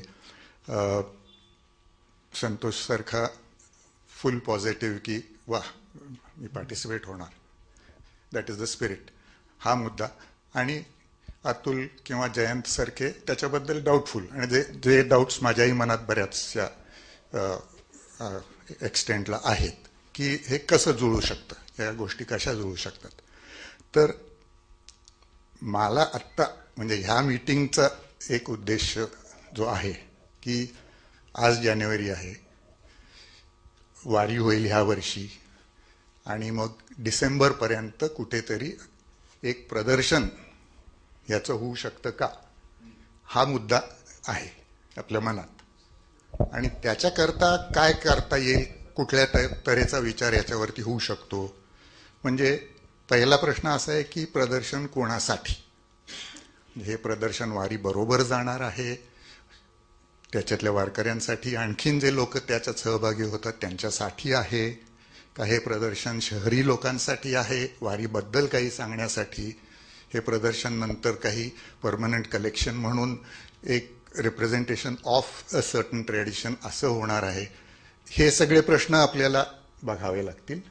आणि त्याच्यानंतर ह्या संबंध प्रोग्राममध्ये वेगवेगळे अँगल्स कसे येऊ शकतात. म्हणजे जसं आता जयंत सारख्या चित्रकाराला ह्यामध्ये स्पेस होऊ शकते का, आणि त्याचप्रमाणे अतुल सारख्या ह्याला ही स्पेस आपण देऊ शकतो का, म्हणजे हा प्रोग्राम असा आपण घडवू शकतो का ज्याच्यात हे वेगवेगळे जे अंग आहेत आणि ज्याच्यात भास्करसारखे लोक ज्याच्यात ऑलरेडी इन्व्हॉल्ड आहेत आणि जे माझ्यासारखे कम्प्लिटली त्याच्यात आत्तापर्यंत तसा काही संबंध न आलेले लोक आहेत. या सगळ्यांना पण कुठेतरी आपल्याला आस्था आहे, कुठेतरी आपल्याला ह्याच्यात इन्व्हॉल्व व्हायचं आहे. संतोषसारखं आपल्याला वाटतं की हो आपल्याला जायला पाहिजे. तर ह्याच्याकरता आपण काही सजेशन्स म्हणा, काही कॉन्क्रीटली हे कसं होऊ शकेल, कसं पुढे नेता येईल. एनर्जी तर आपल्याला ऑब्व्हियसली दिसते, डाऊट्स असतातच, पण एनर्जी दिसते. आणि त्याच्यातला मूळ जो म्हणजे काही पॉलिटिकल क्वेश्चन्स आहेत, हे सगळे ॲड्रेस होऊन त्याची लेवल म्हणजे त्याच्या ऑपोजिशनची लेवल किंवा त्याच्यातला प्रोटेस्टची लेवल किंवा त्याच्यातलं सहभागाची लेवल, ह्या सगळ्या लेवल्स कशा सांभाळून हे फ्रुशनला नेता येईल असा फक्त माझ्यासमोर प्रश्न असे आहेत की याला तो टी डिरेक्शन कशी देता येईल. आणि एक बारकीशी तांत्रिकता आहे, ज्याला तुम्ही कसे सामोरं जाल मला माहीत नाही. मी 2 तास सामोरं जातोय. ललित कला अकादमीची काही फॉर्म भरतात, तुम्ही जर प्लीज भरले तर त्यांचं जायचा प्रवास खर्च आणि काही लोकांचं द्यायची त्यांची विलिंगनेस आहे तो पुरावी. तेवढं फक्त तांत्रिकता आहे चहा प्यायच्या वेळेला. हां, ती महत्त्वाची गोष्ट आहे. प्रत्येक वेळेला मला माहिती आहे इथे आलेले कोणीही, सगळे आम्ही फोन केल्याने आलेले आहेत, प्रवास खर्च स्वतःचा करून मला माहिती आहे आलेले आहेत, त्याकरता कोणी आलेलं नाही मला माहिती आहे. पण तरीसुद्धा त्यांनी हे प्रोव्हाइड केलं, तर प्लीज आपण ते थोडं फॉर्म भरून घ्या आणि त्यांनी काही कॅटेगरी केली त्याप्रमाणे ते स्वीकारा. शिल्लक राहील तर मी आहेच ते.